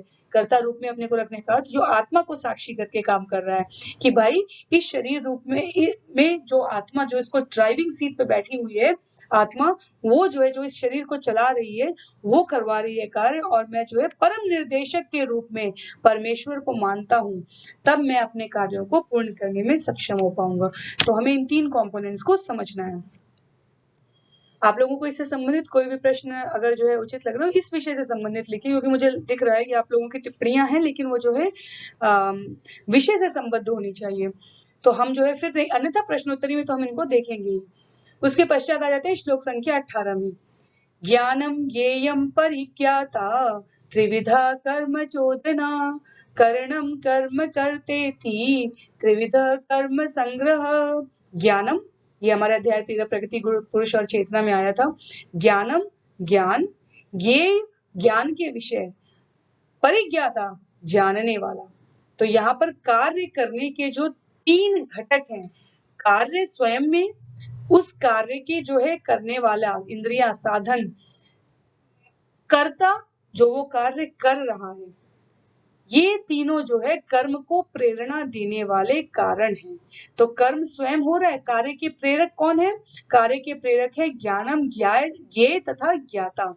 ज्ञान, उस ज्ञान को जानने वाला, और वो ज्ञान का विषय वस्तु क्या है, ये इनको करने वाले जो है, तो कार्य के जो 3 घटक हैं, वो स्वयं में है इंद्रिय, कर्म तथा कर्ता, जिनके द्वारा ये संपादित होगा, इंस्ट्रूमेंट, उपकरण, कर्म स्वयं का कर्म और करने वाला, और शरीर रूप से जो करता है कर्म क्षेत्र का जो है, ये 3 कर्म का संगठक बताया गया है। तो भगवान क्या बता रहे हैं? भगवान कह रहे हैं कि ज्ञान, कर्म और कर्ता भी 3 प्रकार के होते हैं, और वो किसके अनुसार होते हैं? वो हमारी गुणों के अनुसार होते हैं। ज्ञानम कर्म च कर्ता च त्रिधैव गुण भेदत प्रोच्यते गुण संख्यानि यथा वक्शृणुतान्यपि। प्रकृति के तीन गुणों के अनुसार, सतोगुण, रजोगुण, तमोगुण के अनुसार ही ज्ञान, कर्म तथा कर्ता के तीन तीन भेद हैं। अब तुम मुझसे इन्हें सुनो। तो तीन गुणों के अनुसार जो ज्ञान, कर्म और कर्ता के प्रकार हैं, भगवान वो अब आगे के श्लोक में अर्जुन को बताने का प्रयास कर रहे हैं। तो श्लोक संख्या 20 में जो है भगवान क्या कह रहे हैं, सतोगुण में ज्ञान किस प्रकार का होता है। जो सतोगुण व्यक्ति होता है वो जीवन में सभी को किस स्तर पर देखता है, आत्मा के स्तर पर देखता है। भगवान कहते हैं सर्वभूतेषु येनैकं भावम् अव्ययम् ईक्षते अविभक्तम विभक्तेषु तज्ज्ञानम विद्धि सात्विकम। जिस ज्ञान से अनंत रूपों में विभक्त सारे जीवों में एक ही अविभक्त आध्यात्मिक प्रकृति देखी जाती है, उसे ही तुम सात्विक जानो। रजोगुण में करने वाला ज्ञान क्या है, जो ये मानता है। तो अभी सतोगुण और रजोगुण का अंतर, तमोगुण बहुत सरल है, लेकिन सतोगुण और रजोगुण का अंतर हमारे लिए डिफिकल्ट है समझना। मंदिर में भगवान है, अगर हम ये समझते हैं कि जो मंदिर में भगवान है वो हमारे आसपास साक्षी रूप में नहीं है, तो हम क्या है, हम रजोगुण में हैं। क्यों? क्योंकि अलग अलग जीवों में विभिन्न प्रकार की आत्माएं देखता है। ये अच्छा है, ये बुरा है, इसने मेरे साथ ऐसा किया वैसा किया, करने वाला ये शरीर है, उसके गुण कर्म और स्वभाव के हिसाब से वो कार्य कर रहा है। घटकों के रूप में, कंपोनेंट्स के रूप में, इंग्रेडिएंट्स के रूप में, तो सब में समान रूप से आत्मा है। ये सतोगुण वाले को स्पष्ट होता है, लेकिन रजोगुण वाला भिन्नता देखता है। कहने का अर्थ है मेरा बेटा हुआ और दूसरे का बेटा हम कहेंगे वो तो उसका बेटा। जैसे धृतराष्ट्र ने किया था, धृतराष्ट्र ने क्या कहा था, मेरे पुत्र तथा पांडु के पुत्रों ने धर्म क्षेत्र कुरुक्षेत्र में क्या किया, धर्म क्षेत्र कुरुक्षेत्र किम अकुर्वत संजयम मामका पांडवाश्चैवम। तो हमें समझने के लिए क्या समझना है कि जो अलग अलग उसमें, जिसमें द्वैत बुद्धि है, जिसमें भेद करने की बुद्धि है, उसके बारे में ज्ञान जो है, जो वो अप्लाई कर रहा है जीवन में, वो रजोगुण वाला कहा जाएगा। तमोगुण वाला व्यक्ति कोई आत्मा नहीं देखता, उसके लिए सिर्फ इंद्रिय तृप्ति, आज इससे बन जाए तो ये ठीक, कल उससे बन जाए तो वो ठीक, उसको आत्मा नहीं पता, उसको सिर्फ पता है जो मुझे जो चाहिए सुख भोगने के लिए वो दे दे, वो काफी है। ये ज्ञान जो है तीन रूपों में किस प्रकार से जो है परिलक्षित होता है, वो भगवान श्लोक संख्या 20, 21 और 22 में बता रहे हैं। तो सामान्य मनुष्य का ज्ञान, भगवान कहते हैं, श्रील प्रभुपाद तात्पर्य में बताते हैं कि भगवान के अनुसार सामान्य मनुष्यों का ज्ञान सदैव तामसी होता है, क्योंकि प्रत्येक बद्ध जीव तमोगुण में ही उत्पन्न होता है। सामान्य मनुष्यों का बहुत जो है, ये बहुत ही स्ट्रॉन्ग स्टेटमेंट है, और हमें इसमें किसी प्रकार के चैलेंज लेने की जरूरत नहीं कि नहीं मैं तो तमोगुणी नहीं हूँ। नहीं, भगवान क्या श्रील प्रभुपाद क्या कह रहे हैं, बद्ध जीव तमोगुण में उत्पन्न होता है। अगर व्यक्ति प्रमाणों से या शास्त्रीय आदेशों के माध्यम से ज्ञान अर्जित नहीं करता है, तो उसका ज्ञान शरीर तक ही सीमित रहेगा। वो आत्मा भी कुछ है उसे पता ही नहीं। जैसे कि हमारा ज्यादातर का आज का जो जगत है, भौतिक जगत में ज्यादातर प्राणी जो है वो उन्हें क्या लगता है, सिर्फ शरीर ही सब कुछ है। तो ये नहीं समझ पाते कि शरीर खत्म होने के बाद क्या होगा।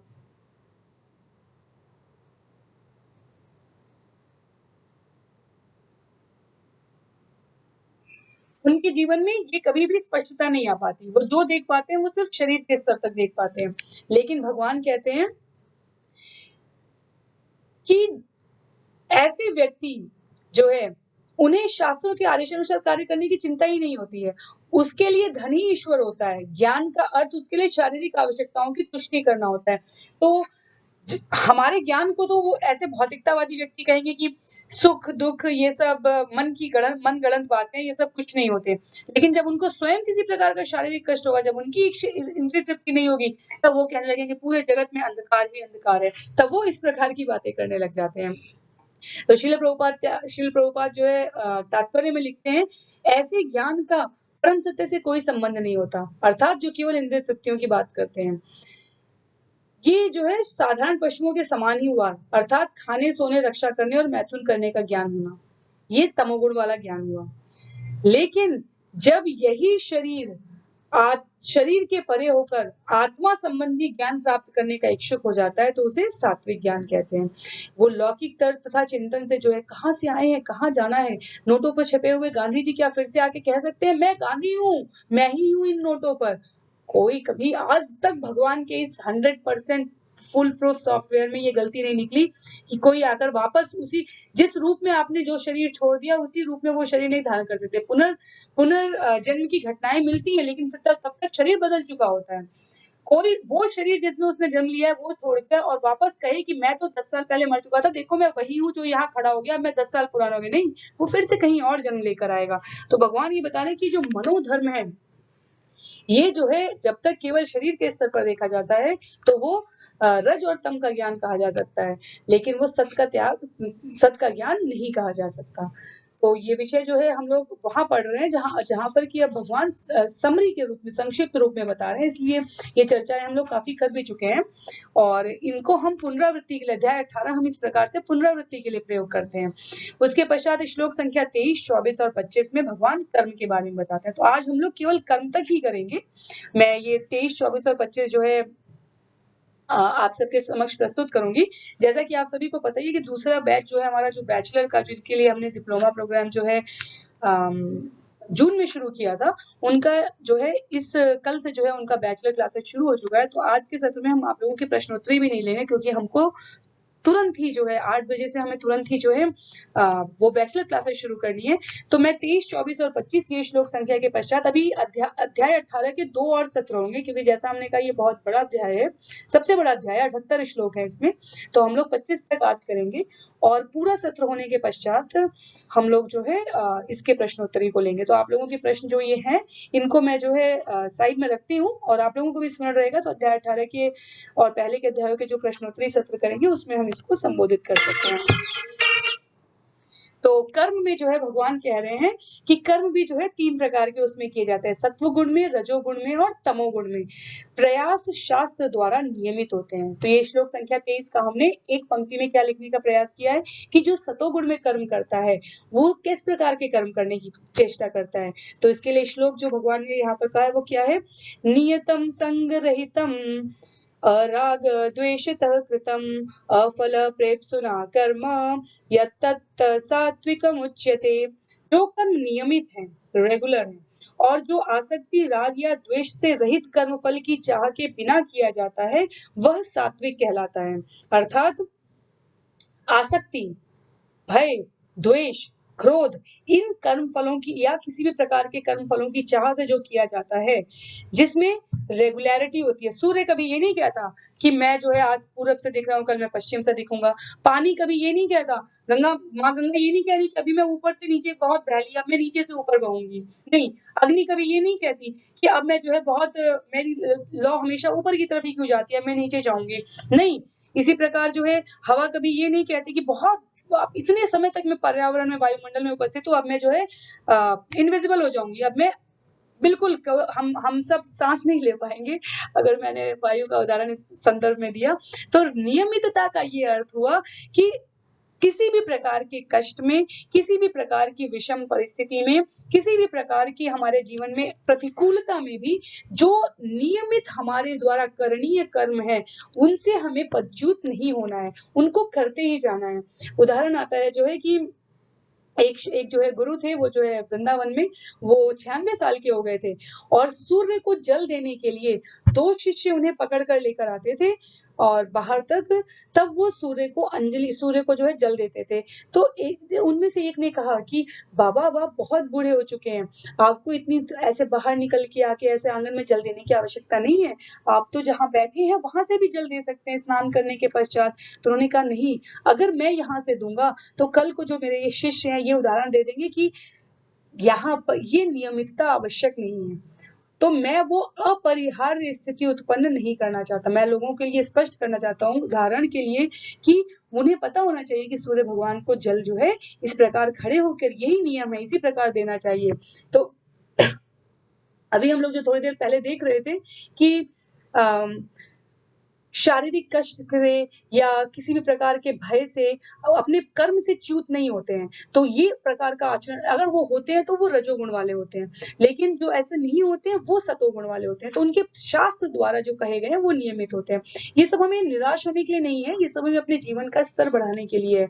अगर हम पहले से ही सतोगुण में, अगर हमें लगता है कि ये लक्षण हमारे जीवन में परिलक्षित हो रहे हैं, तो हमें क्या करना है, हमें बस भक्ति को और बढ़ाते जाना है ताकि भगवान की कृपा से हम शुद्ध के स्तर तक पहुंच सकें। लेकिन अगर हमारे जीवन में रज-तम के लक्षण दिखते हैं, तो हमें प्रयास करके कम से कम सत्य तक आने का प्रयास करना है। ये मैं हमेशा ही अनुरोध करती हूँ, इसलिए क्योंकि ज्ञान का असली वास्तविक अर्थ तभी है जब हम उसे व्यवहार रूप में प्रयोग में ला सकें। जब ज्ञान विज्ञान बन जाए, व्यावहारिक रूप से प्रयोग करने लगे ज्ञान को, तभी उसकी सार्थकता है।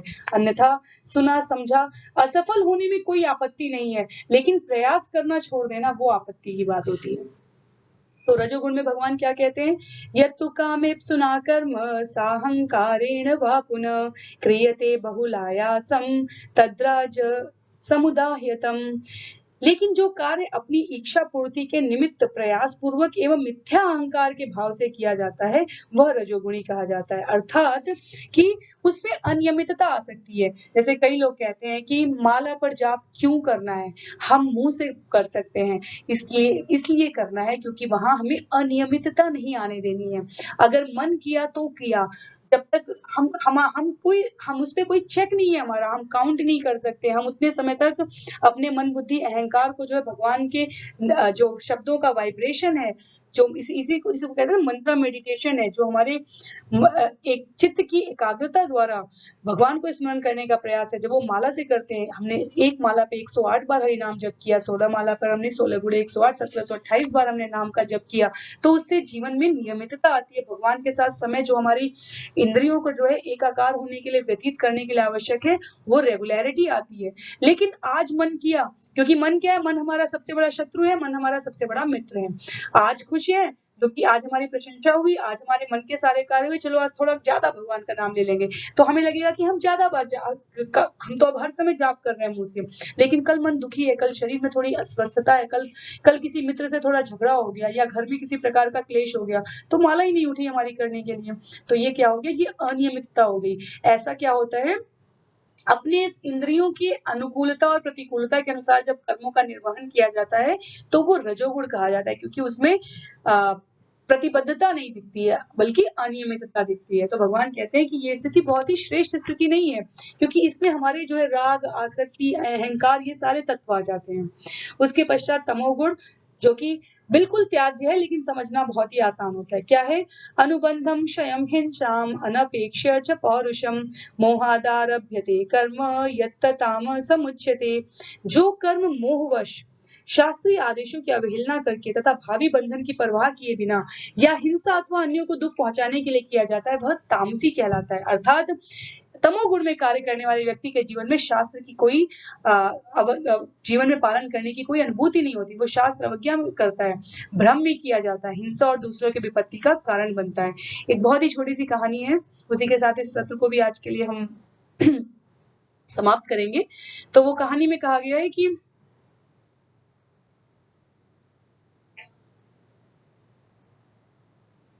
एक जो है युवक था, उसको जो है मृत्युदंड का जो है आदेश मिला, और उसके नाम पर कई चोरियां और कई प्रकार के जो है पापाचार के जो है वो लगाए गए थे, आरोप लगाए गए थे। तो जैसे कि मृत्युदंड दिया जाता है, तो फिर उससे पूछा जाता है कि अंतिम इच्छा क्या है?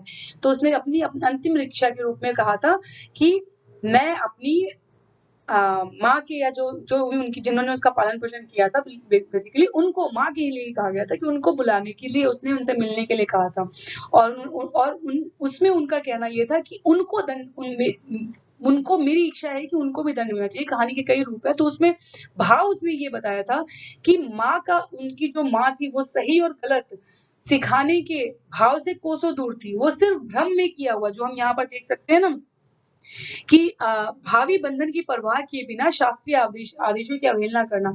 जब वो बच्चा छोटी-छोटी चोरियां करता था, तो माँ अपने मातृत्व के भाव में उसको सही गलत सिखाने में, जीवन के जो है सदाचार और जो विशिष्ट गुण होते हैं, उनको जो है उसके जीवन में वो समझा ही नहीं पाई। वो उसको क्या कहती थी, केवल कोई बात नहीं, मेरा, जैसे मैंने कहा ना, 4 पिलर एकदम साथ खड़े रहेंगे और वो दूरी नहीं होंगे, तो छत का निर्माण नहीं हो सकता। तो अगर जो अबोध बालक है, जब मिट्टी गढ़ने का समय है उसका, तब अगर हम ये नहीं बता पा रहे कि क्या सही है, क्या गलत है, तो वो तो वही समझेगा कि जिसके लिए भी मुझे प्यार मिल रहा है, हर कार्य मेरा स्वीकार है, क्योंकि उसको पता ही नहीं है कि अपराध बोध क्या है, उसने क्या गलत किया। तो वो वहां पर वही बताते हैं कि उसने कहा कि जब मैं छोटी-छोटी चोरियां करता था, तो मेरी माँ ने कभी मुझे नहीं टोका। वो मुझे ठीक है प्यार करती रही, बस हल्के ऐसे कम। तो मुझे जीवन में इस बात का बोध ही नहीं हुआ कि सामाजिक सदाचार क्या है। और उससे क्या हुआ जीवन में मेरे हिंसा और दूसरों की विपत्ति का कारण बनने का कभी मुझे कुछ ग्लानि ही नहीं हुआ। तो ये जब हमारे जीवन की स्थिति हमें दिखे या जिनके लिए भी आस-पास दिखे, ये तमोगुण में किया गया कार्य है। जहाँ पर हम क्या करें, जहाँ हम उत्तरदायित्वहीन, श्रील प्रभुपाद शब्द प्रयोग करते हैं, उत्तरदायित्वहीन कर्म करते हैं। और ये क्या होता है, ये विनाशकारी होता है, क्योंकि ये शास्त्रीय आदेशों के अनुपस्थिति में किया जाता है और इसका परिणाम स्वयं के लिए और अन्य जीवों के लिए दुखदायी ही होता है। तो तमोगुण में कर्म के लिए बताया, तमोगुण में, सतोगुण में, रजोगुण में कर्म के बारे में बताया भगवान ने, और इसी प्रकार ज्ञान के लिए बताया। और ये सब भगवान अर्जुन को क्यों बता रहे हैं, क्योंकि यहाँ पर उपसंहार की स्थिति चल रही है। तो अर्जुन ने पूछा कि त्याग में रहने वाला जो है व्यक्ति जो है, उसका उद्देश्य क्या है, कर्म किस प्रकार किया जाना चाहिए, ये सब यहाँ पर श्लोक संख्या 1 से लेकर 25 तक अभी चर्चा की गई। तो आप सभी से अनुरोध रहेगा कि ये बहुत ही सरल विषय है, इससे संबंधित सारी बातें आप लोगों को पहले भी स्पष्ट हो चुकी है। ये हमें बस ऐसे ना सूत्र के रूप में खोला हमने और अपने जीवन में स्मरण कर लिया। तो आज के लिए इस सत्र को यहीं पर समाप्त करेंगे। हम फिर भी थोड़ा-सा समय ज़्यादा हो गया और अनुरोध रहेगा कि अगर व्यावहारिक रूप से किसी भी प्रकार की आप लोगों को जिज्ञासा लगे, किसी भी प्रकार की चर्चा की आवश्यकता लगे, तो उन बिंदुओं को अपने पास रखिए। आप चैट बॉक्स में भी लिख सकते हैं। हम उनको जो ये पूरा अध्याय समाप्त होने के बाद जो सत्र आयोजित करेंगे, उसमें उसको लेने का प्रयास करेंगे। तो आप सभी से अनुरोध रहेगा कि जो भी हमने ये चर्चा की उस पर थोड़ा मनन कीजिए। अपने आस-पास व्यवहार, स्थिति और परिस्थितियों के अनुकूल जो है क्या ग्राह्य है, क्या त्याज्य है, क्या बेहतर किया जा सकता है, ये कीजिए। और सबसे बढ़कर स्वयं भी हरे कृष्ण, कृष्ण कृष्ण हरे हरे, हरे राम, राम राम हरे हरे, इसका जाप करने का प्रयास कीजिए। हमारे लिए भी प्रार्थना कीजिए और इस ज्ञान को जो है अपने जीवन में ज़्यादा से ज़्यादा आचार और प्रचार में किस प्रकार लाया जा सके, इसके लिए अपने लिए कुछ लक्ष्य निर्धारित करने का भी आप लोग प्रयास कीजिए, क्योंकि ये पूरा का पूरा 18 अध्याय अब बिल्कुल समाप्ति की ओर है। और मुझे पूरा विश्वास है कि अभी तक हम लोग इस यात्रा में जुड़े हुए हैं, ये इस बात को इंगित करता है कि हमारे शास्त्र में, इन वचनों में पूरी तरीके से आस्था है।